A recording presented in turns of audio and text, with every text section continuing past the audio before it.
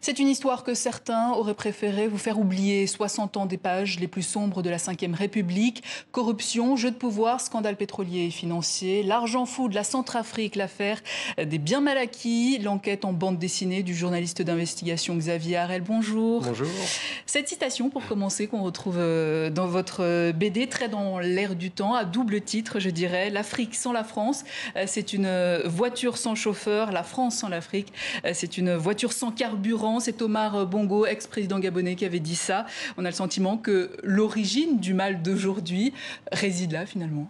Oui, cette phrase résume très bien et incarne complètement la France-Afrique.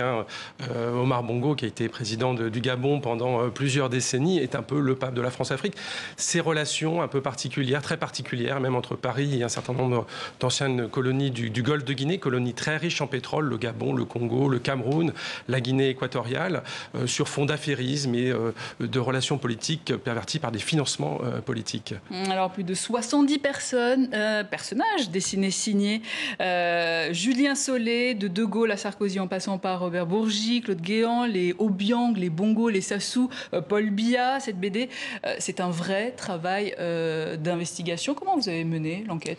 Alors c'est une très vieille investigation parce que l'argent fou de la France-Afrique, eh bien, c'est l'enquête sur les biens mal acquis. Une enquête qui a débuté il y a maintenant plus d'une dizaine d'années. Donc c'est une histoire fantastique puisque elle dure depuis 12 ans aujourd'hui. Au point de départ, c'est un simple rapport de stage qui va tourner à l'affaire d'État, qui va rebattre les cartes de la diplomatie française et mettre à jour le patrimoine absolument colossal d'un certain nombre de chefs d'État ou de leur entourage, de la famille Bongo, Sassou ou de la famille Obiang.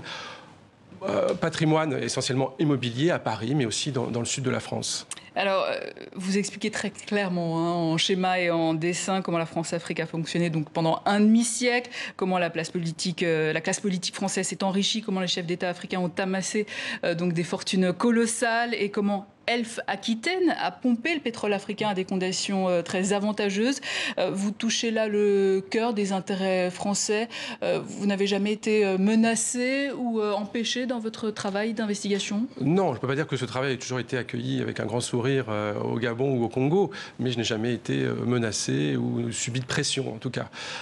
Effectivement, le pétrole, l'argent du pétrole est au cœur de la problématique, est au cœur de la France-Afrique, puisque c'est cet argent qui va permettre à ces régimes de se maintenir au pouvoir depuis maintenant des décennies, de détourner énormément d'argent, d'acheter une partie de la classe politique française et d'acheter ainsi une sorte d'assurance vie, la garantie de rester au pouvoir ad vitam aeternam. Eh bien, l'affaire des biens mal acquis a permis, en révélant au grand jour l'étendue de ce patrimoine, l'étendue de ces détournements, de gripper cette mécanique. Aujourd'hui, pour le président Macron et peut-être le président Hollande auparavant, il est beaucoup plus compliqué de soutenir ces régimes, parce qu'aujourd'hui, ça a été étalé au grand jour.